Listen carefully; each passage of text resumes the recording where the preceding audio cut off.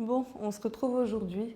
Aléa du direct, hier j'ai dû couper la vidéo dans ma lancée avant de commencer mes achats puisque j'ai eu des douleurs. Donc voilà, du coup j'ai cru. Elle m'a fait une blague. Mais non, toujours pas. Bon, bah tant pis. Elle reste encore avec moi. Du coup, j'ai tout noté, histoire d'être la plus complète possible.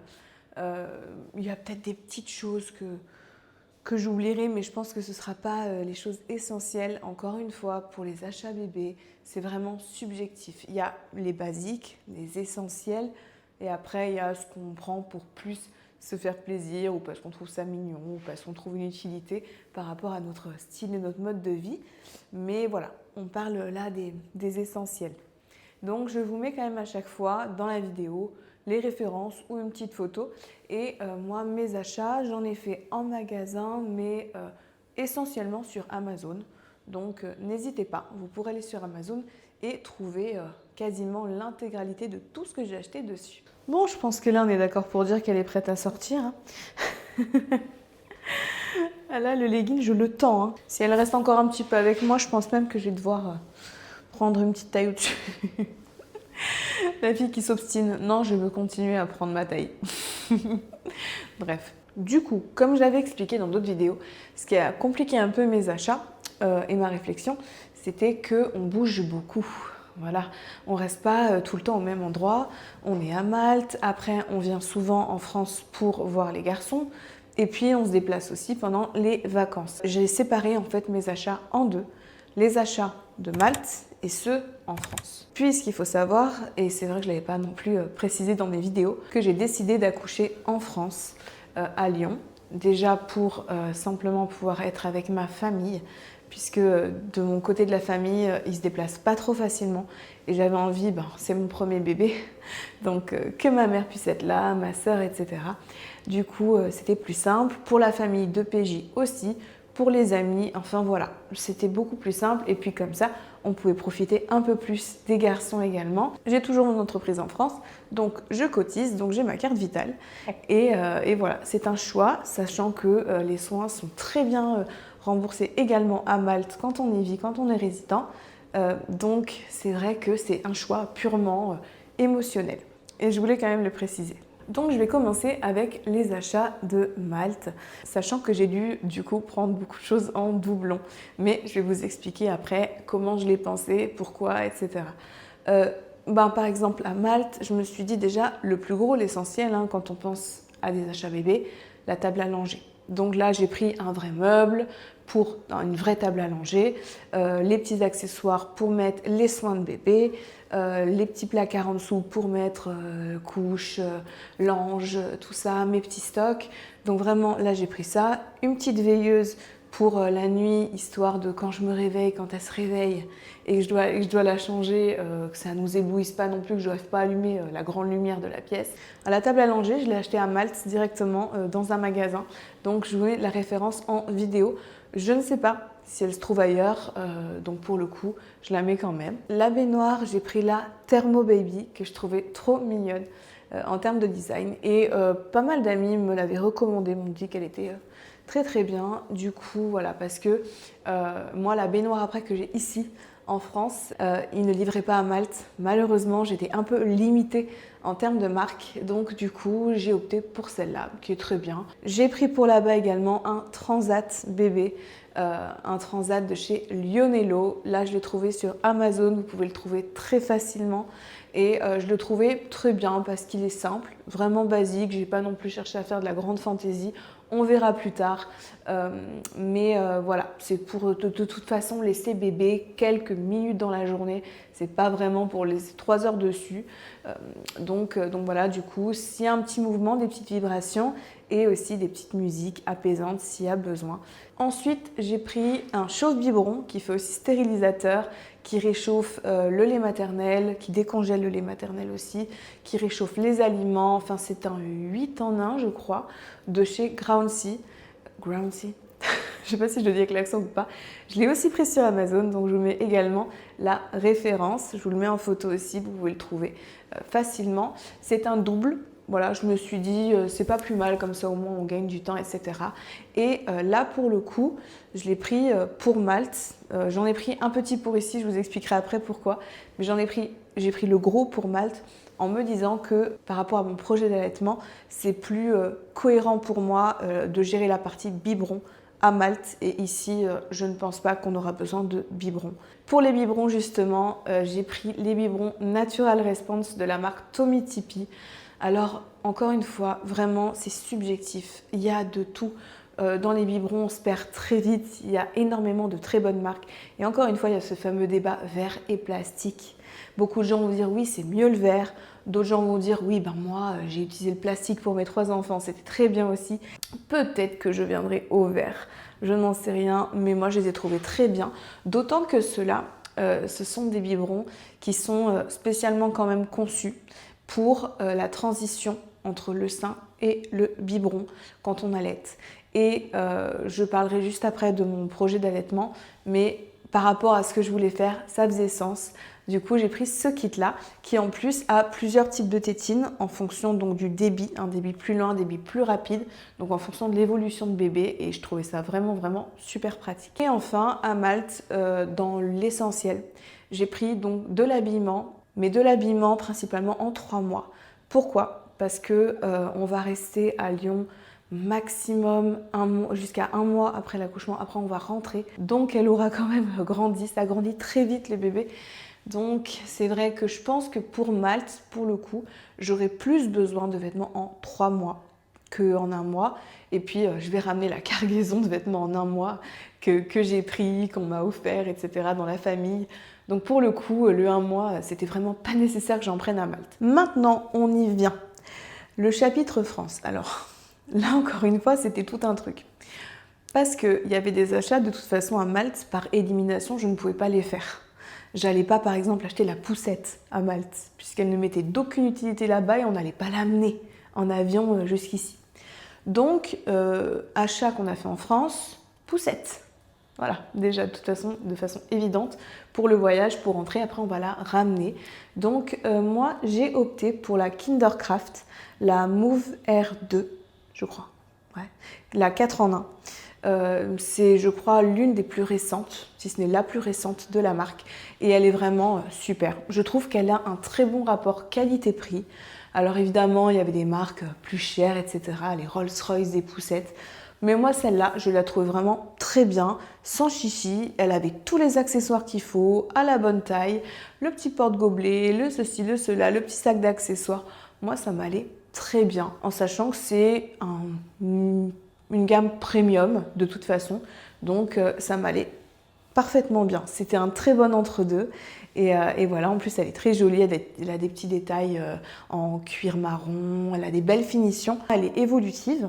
Donc il y avait les fameuses histoires, et non des moindres, la fameuse histoire du cododo. Je pensais l'acheter à Malte, mais PJ m'a dit oui mais bon, on va pas faire dormir un nouveau-né dans un gros lit de fortune ici.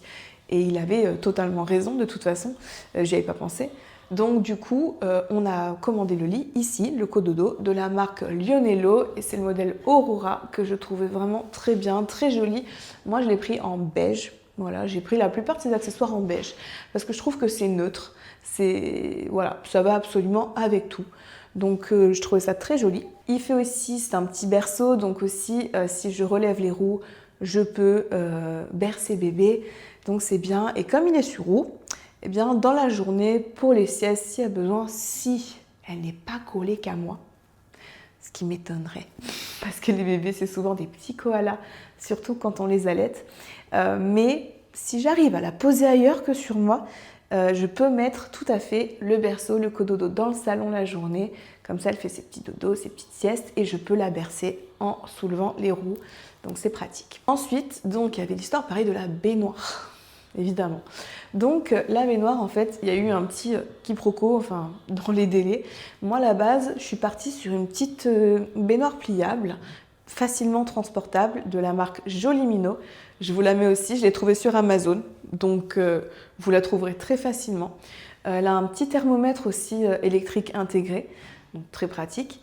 Et du coup, je m'étais dit, c'était bien, parce que comme on se déplace beaucoup, C'est pliable en deux. Ça fait ça à peu près.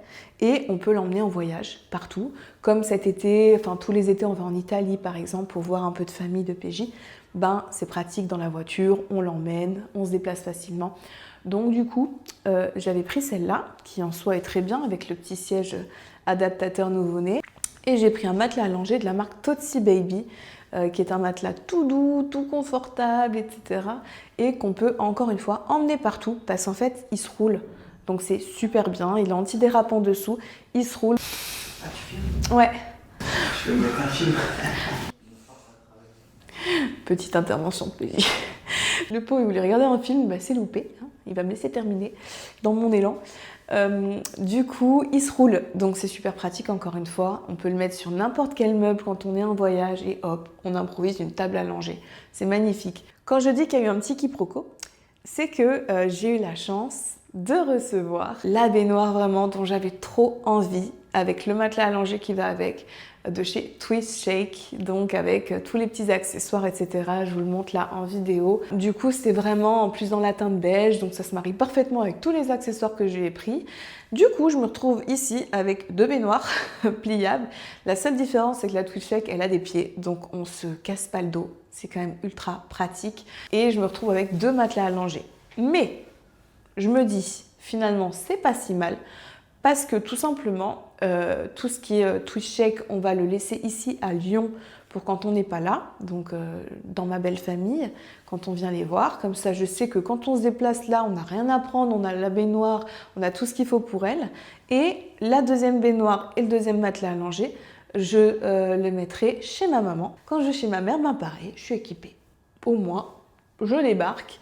J'ai ma petite table allongée partout et ma petite baignoire. D'autres accessoires qui sont quand même fondamentaux et très utiles et qui allaient nous servir ici, c'était le sac allongé. Alors moi j'ai opté pour le Jacadi qui est vraiment beau. Il est d'une part esthétique mais en plus très ergonomique, il est très bien pensé, il a un petit matelas allongé de voyage dedans également, donc il est vraiment top top top. Du coup, j'ai opté pour celui-là puisque de toute façon pour le voyage, pour rentrer, on en aura besoin. Donc je l'ai acheté en France également. Celui-là, je l'ai pris en magasin. J'ai choisi le porte-bébé de la marque Mom Cozy, mais la version koala, pas la version dure, parce que je trouve que pour un nouveau-né, moi j'aime bien quand ils sont vraiment tout emmitouflés là. Et effectivement, je pense que c'est utile comme achat parce que déjà en voyage, c'est bien. Je me dis, on ne sait jamais. Si on a besoin d'avoir les mains libres à l'aéroport ou quoi que ce soit, au moins, on est tranquille avec bébé. Bébé fait son petit dodo. Et puis, parallèlement, même à la maison, en postpartum, je pense qu'avoir les mains libres un petit peu, ça fait du bien. Comme ça, on peut un peu faire d'autres choses en même temps, être multitâche. S'il y a besoin de faire une lessive ou de faire un petit truc, eh ben, au moins, on est tranquille. Donc pour moi, c'était un achat qui était quand même important. De façon très évidente, tout le nécessaire pour la valise de maternité, évidemment. Et vous avez vu un peu plus tôt dans la vidéo tout ce que j'ai pris. Donc voilà. En gros, j'ai passé beaucoup de temps depuis qu'on est rentré de notre voyage de noces. J'ai passé beaucoup de temps à faire des achats finalement. Et je trouve déjà que j'ai beaucoup tardé pour faire ma valise de maternité. Moi qui anticipe énormément de choses dans ma vie, qui est vraiment ce caractère-là d'aimer prévoir. Bah là, c'est vrai que, quand même, enfin, pour être honnête avec vous, j'ai bouclé ma valise à 38 semaines. C'est de la provocation. J'ai joué avec le feu. J'adore ça. J'adore vivre dangereusement, moi. Donc voilà, du coup, j'avais forcément le risque que pendant quelques jours, on va dire à partir de 37 semaines symboliquement, on doive aller à la maternité et que j'y aille sans rien. Donc bon bref, allez, c'est l'histoire ancienne, maintenant c'est bouclé, c'est l'essentiel. Côté vêtements bébé, comme j'ai dit un peu plus tôt, j'ai beaucoup de vêtements en un mois ici qui m'ont été offerts par la famille, les amis, etc. Des jolies tenues de naissance et un petit peu de naissance. J'ai vraiment pas pris beaucoup de naissance, pour être très honnête. Parce que quoi qu'il arrive, même si on m'a estimé un petit bébé et même si c'est un petit bébé, elle va pas le porter bien longtemps. D'expérience, enfin, de ce que mes amis autour de moi ont pu me dire, le naissance, vraiment, c'est 2 semaines, grand maximum. Après, on passe très très vite au 1 mois et puis très très vite aux 3 mois, etc. Malheureusement, ça reste pas nos petits bébés très longtemps. Donc du coup, j'ai pas mal de 1 mois et j'ai un peu de naissance. Naissance, je pense que je dois avoir l'équivalent de 4 pyjamas et 4 bodys. Quelque chose comme ça, mais vraiment maximum. Je pense pas avoir pris plus. Après, ne vous montez pas la tête. Ces achats-là, il est toujours temps d'envoyer votre chérie ou votre maman vite fait à Kiabi ou de faire une petite commande Amazon si vous avez besoin de 2-3 petits trucs en plus, quelques bodys, enfin voilà. On va pas commencer non plus à se paniquer, etc. Parce que au risque de trop anticiper, de trop prendre, vous risquez de vous retrouver avec des bodys en trop sur les bras, des pyjamas que vous mettez pas, et puis finalement de devoir tout revendre ou tout donner. Enfin, c'est un peu dommage de se mettre dans des frais pour ça. C'est des petits frais, mais bon, 8 € plus 8, plus 8, plus 8, ben voilà, ça fait vite une somme. En 1 mois, par contre, moi, j'y suis un peu allée quand même. J'ai quand même pas mal prévu. Je me suis compté à peu près l'équivalent d'une semaine de vêtements et un petit rab s'il y a un accident. Et je me dis comme ça, hop, dimanche, lessive et je relave tout. Donc, j'ai environ, je dirais, allez, 9 pyjamas peut-être, 9-10 pyjamas. Et je dois avoir l'équivalent body en 1 mois. Body croisé principalement, je crois que j'ai très peu, j'ai quelques bodys par le bas, mais j'ai quand même beaucoup de body croisés, c'est très pratique, surtout s'il y a des fuites et du caca partout, on n'a pas forcément envie de passer la tête de bébé dans son caca. Du coup, j'ai pris beaucoup de croisés. Et puis voilà, donc en termes d'habillement, et après tous les accessoires classiques, hein, chaussettes, petits bottons, petits bonnets, parce que là, bon, il fait froid, donc forcément, on prévoit ce qu'il faut. J'ai 2 combis pilotes aussi, 2 combis pour les sorties dehors quand il fait froid, avec nid d'ange aussi, couverture, enfin voilà, des choses quand même qui s'adaptent au froid, puisque c'est un bébé de février, donc forcément, il faut ce qu'il faut. Et j'ai pris 2 gigoteuses également pour la nuit, TOG 2,5. C'est ce qu'on prend en général pour l'hiver, c'est un peu multi-saison. Bon. Je prendrai par contre, je pense, des gigoteuses plus légères pour Malte, quand on va arriver sur les beaux jours. Forcément, hein, pour pas non plus qu'elle ait trop chaud, c'est pas le but. Mais comme les bébés au départ ont du mal à réguler leur température par eux-mêmes, eh ben, surtout quand ils naissent en février, il faut les réchauffer ces petits bébés. Il y avait pas mal de choses aussi que j'avais mis en liste de naissance, j'en ai pas fait une grande. Le principal, on l'a pris nous, le plus gros. Et vraiment, les petites choses auxquelles finalement j'ai pensé qu'après, je l'ai mis en liste de naissance. Et notamment, il y avait le babyphone que j'ai choisi de chez Baby Move, qui est très bien. Pareil, des amis me l'ont recommandé.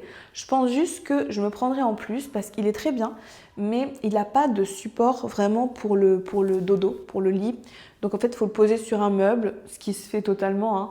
Mais peut-être que j'investirai dans un support universel de babyphone. Et je verrai pour peut-être le mettre vraiment au-dessus du lit. Bon, on verra. Je prendrai peut-être ça en supplément, c'est pas sûr. Trousse de soins Baby Move aussi.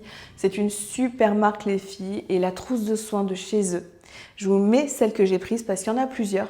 Moi, j'ai pris la plus complète de toutes et elle est topissime. Parce que déjà, elle est trop jolie. Elle est beige, trop belle. Et puis, elle est pleine de petits accessoires super utiles pour bébé. Donc, vraiment, vraiment, n'hésitez pas. C'est un bon investissement.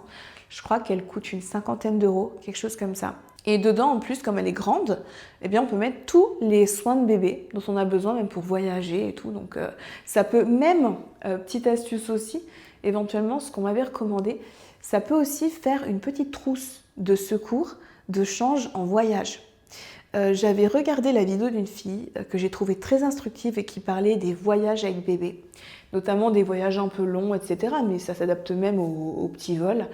On n'a pas toujours l'envie ou le temps de s'embarquer à prendre le gros sac à langer. C'est un peu galère et tout, pour peu qu'il soit en bas ou dans le compartiment bagage au-dessus. On n'a pas toujours, s'il y a une urgence, on ne sait pas, qui a besoin vraiment d'aller vite vite aux toilettes, ben, c'est un peu compliqué. Et donc, on peut se faire une petite trousse d'urgence avec dedans vraiment un petit paquet de lingettes, une couche ou 2 couches et puis un petit linge. Enfin voilà, un petit matelas allongé de fortune ou quoi. Et on se fait une petite trousse en fait de secours qui, à mon avis, peut servir. Et ben, cette trousse de soins à la base, ben, elle est parfaite pour ça parce qu'elle a plein de petits compartiments, on peut ranger des trucs dedans. Donc vraiment, je trouve que Ouais, ça peut faire une panique trousse, comme on dit. Mais c'est toujours bien, vraiment. Donc n'hésitez pas. Alors j'ai pris aussi une petite veilleuse, pareil pour ici, que je laisserai, hein, que je garderai pour quand on vient en France et qu'on prendra avec nous quand on est en voyage. J'ai pris la veilleuse de chez Mom Cozy. Parce qu'en fait, elle est double emploi, elle fait veilleuse et machine à bruit blanc. La machine à bruit blanc, on dit est-ce que c'est nécessaire ou pas, ceci, cela. Oui, c'est vrai que c'est réputé pour apaiser les bébés, les bruits blancs. Mais il y a aussi une école, il y a autant d'écoles et de versions que de mamans presque, mais certains disent que c'est tout aussi bien de laisser un peu bébé aussi dans un calme, quand il fait son dodo, etc., en fait, qu'il soit un petit peu tout terrain, c'est-à-dire de l'habituer à ce qu'il puisse un petit peu dormir dans du bruit, un petit peu dans du calme. Parce que si jamais un jour il veut dormir, enfin on le fait dormir et qu'il n'y a pas de machine à bruit blanc ou qu'il n'y a rien, eh ben, il peut paniquer s'il se retrouve comme ça, là, pas savoir. Donc au final, les bruits blancs, c'est pas automatique comme les antibiotiques, mais j'ai trouvé polyvalente, on sait jamais s'il y a besoin. J'ai quand même pris un petit chauffe biberon. Alors là, c'est de la marque Nully, qui est une marque aussi que j'aime beaucoup, beaucoup, qui fait des super produits les filles. Et pareil, c'est sur la liste de naissance. Et c'est un chauffe biberon, mais qui pour moi, ici actuellement, a une utilité plutôt de stérilisateur, puisque pareil, il est 8 en 1 ou je ne sais plus. Et donc là, c'est pour stériliser les tétines, les petits trucs comme ça, les petits accessoires. Donc pour l'instant, je me sers comme ça. Pourquoi? Parce que justement, j'en viens là. Dans mon projet d'allaitement, j'aimerais faire d'abord de l'allaitement exclusivement au sein. En fait, je fais un schéma assez classique au final. Pendant 4 à 6 semaines, le temps que la lactation se mette vraiment bien en place et qu'elle et moi on trouve notre rythme. Et puis après, petit à petit, j'aimerais également tir-allaiter pour simplement me décharger un petit peu s'il y a besoin. Si j'ai un rendez-vous, que je peux pas être là et tout, bah forcément je peux pas laisser ma poitrine à mon mari. Donc du coup, au moins je peux faire des stocks de lait, il peut lui donner le biberon. Et puis aussi je pense que c'est un chouette moment père-fille, enfin même un père et son bébé, peu importe le sexe. Donc je me dis que j'ai aussi envie qu'il puisse partager ces moments avec elle. J'aimerais bien pouvoir tirer mon lait et intégrer les biberons petit à petit. Encore une fois, dans un monde parfait, génial, elle accepte le biberon tout de suite et tout. Ça dépend, encore une fois. J'ai des amis qui m'ont dit oui, moi, direct, super, bonne adaptation. J'ai commencé par un biberon par jour, après un peu plus, on est passé à 2-3 biberons et une tétée. Bon voilà, après, les choses évoluent. Mais il y en a qui m'ont dit ouais, j'ai réussi à lui donner un biberon au bout de 5 mois. Enfin bon, ça on verra bien, encore une fois, ce sera la surprise. Ce sera elle qui va décider. Si vous avez des petits tips pour ça, je suis preneuse. N'hésitez pas à les mettre en commentaire parce que ça, vraiment, pour le coup, ça m'intéresse. Tout ce qui est autour de l'allaitement, vraiment, ça me fascine. En ce moment, je suis tout allaitement, vidéo et tout. Donc, n'hésitez pas. Et enfin, certaines choses que je prendrai à Malte une fois qu'on sera rentré, qui pour moi, dans les 3 premières semaines de vie, n'étaient pas non plus de l'essentiel. Le tapis d'éveil que je prendrai là-bas. Je vais le prendre très basique. Tapis d'éveil avec des petits accessoires, voilà, texture, des petites cartes noires et blancs, des choses comme ça. Voilà, donc je pense que je ferai ça. Et puis le couffin pour éventuellement les siestes de la journée, pour pas avoir forcément non plus à faire ce que j'ai dit, amener le cododo dans le salon, etc. Sauf si elle s'y est très bien habituée. Donc voilà, pour moi, ça c'est un achat qui va être pas forcément dans le domaine de l'essentiel. Peut-être que je me trompe, encore une fois, vous pouvez me donner vos avis en commentaire, mais je pense qu'entre les bras de sa maman et son berceau, je pense qu'on est déjà pas mal. On verra. Donc je vous ai fait un peu le tour de mes achats bébés. Encore une fois, c'est très subjectif.